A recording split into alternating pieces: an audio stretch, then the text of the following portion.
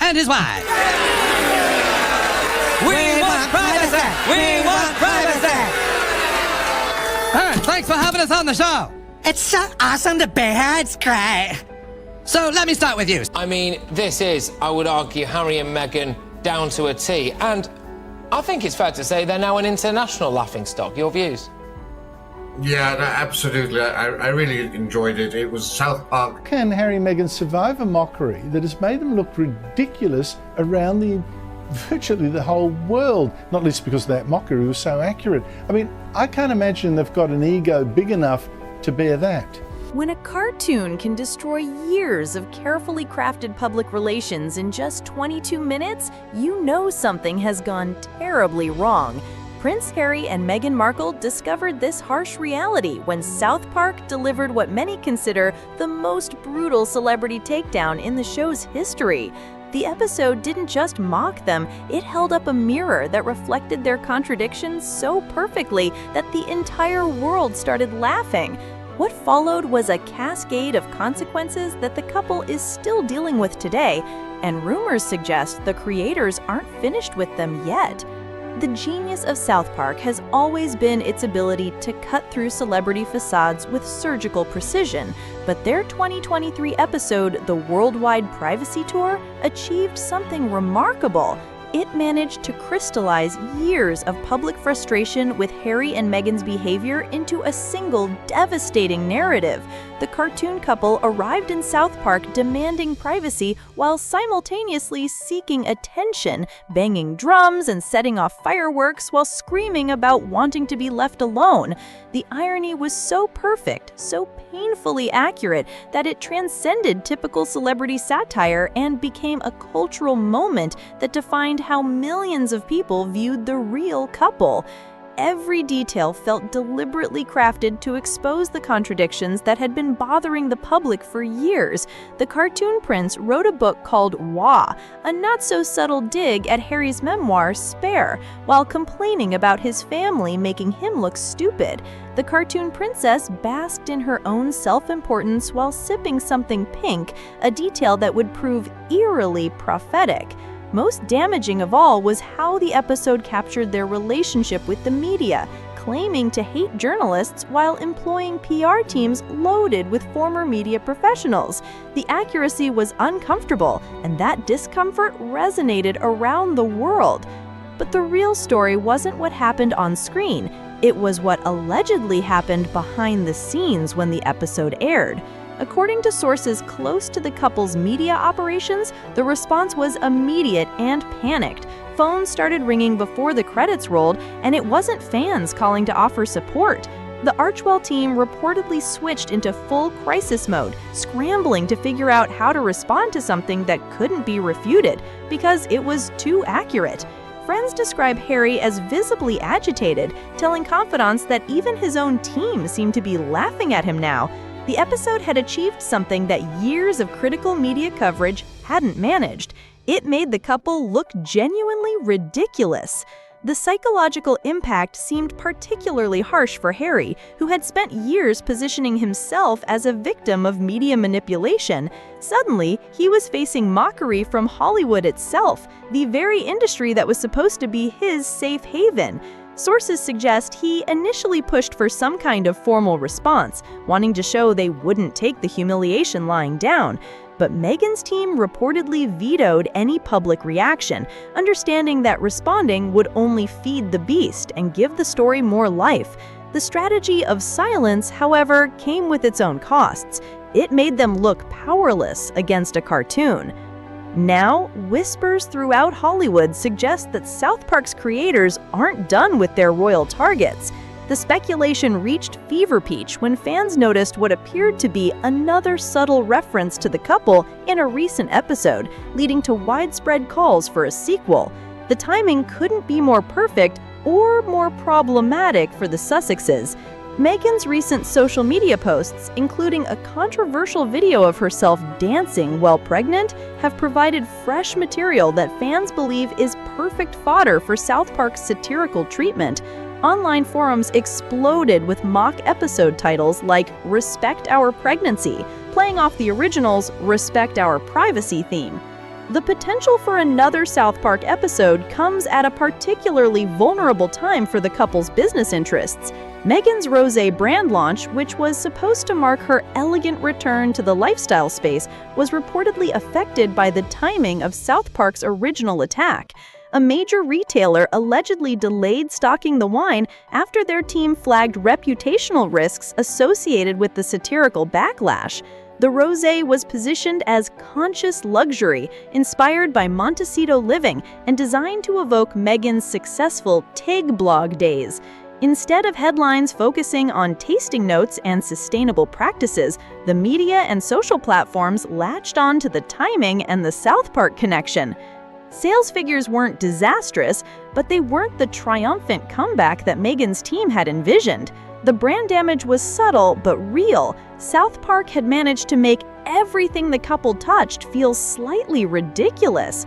Even charitable work and meaningful projects struggled to gain traction, not because they weren't worthwhile, but because the satirical shadow made serious coverage difficult.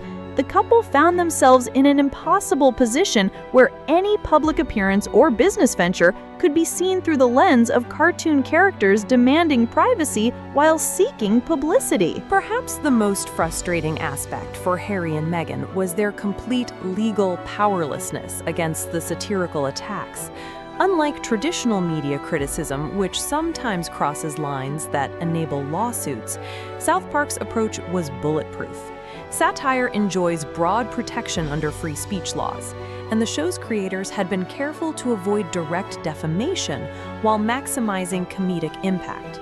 The couple's lawyers, who had previously wielded legal threats as effective weapons against critical coverage, found themselves completely neutered against cartoon criticism. The legal reality is that you simply cannot sue a cartoon for being accurate in its mockery. South Park has a decades-long history of satirizing public figures, from politicians to celebrities to religious leaders, and their legal track record is nearly spotless. The show had previously tackled the royal family, including episodes about William and Kate's wedding, establishing a clear precedent for royal satire. Any legal action would have required proving that the satirical portrayal was both false and damaging, an impossible task when the satire worked precisely because it felt so truthful. This legal helplessness represented a new kind of vulnerability for the couple.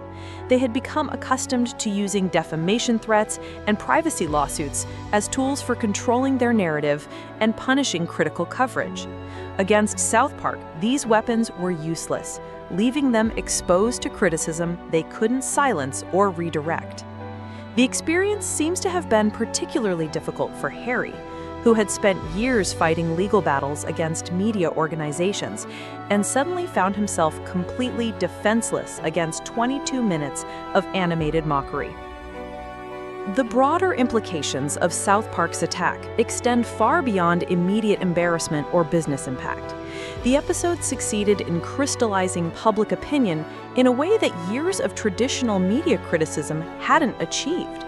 By presenting the couple's contradictions through humor rather than outrage, South Park made criticism accessible and acceptable to audiences who might have previously been sympathetic.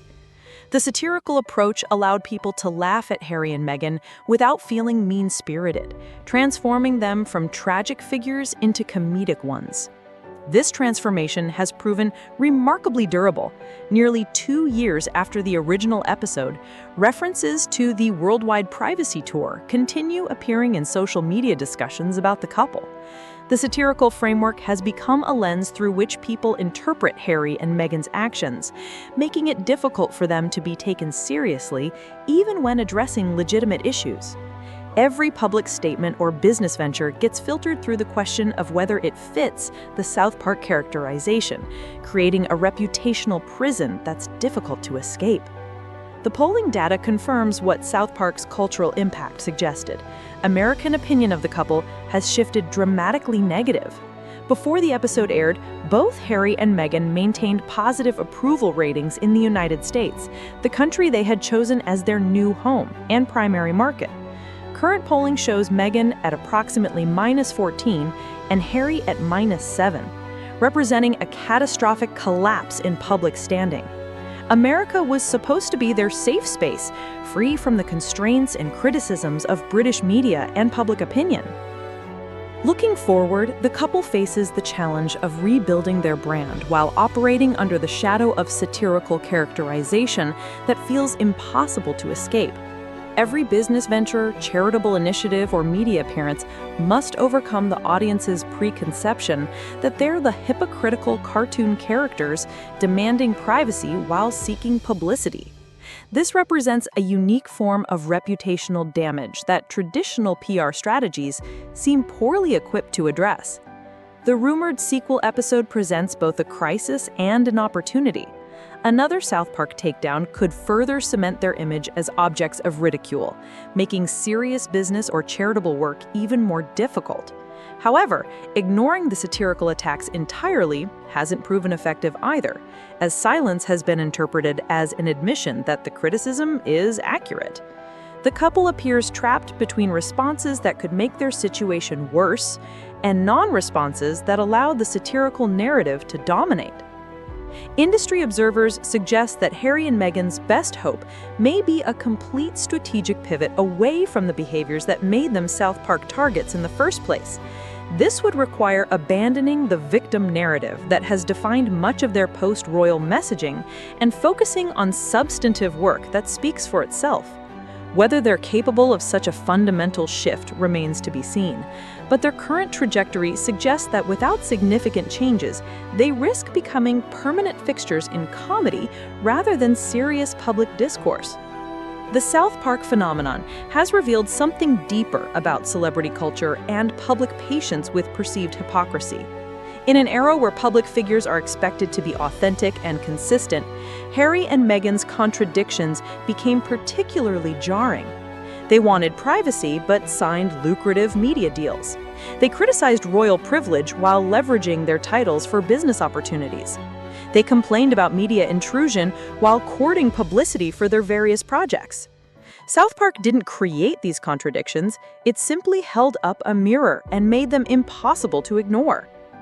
The lasting impact of the worldwide privacy tour may be its demonstration of satire's power to shape public perception in ways that traditional criticism cannot.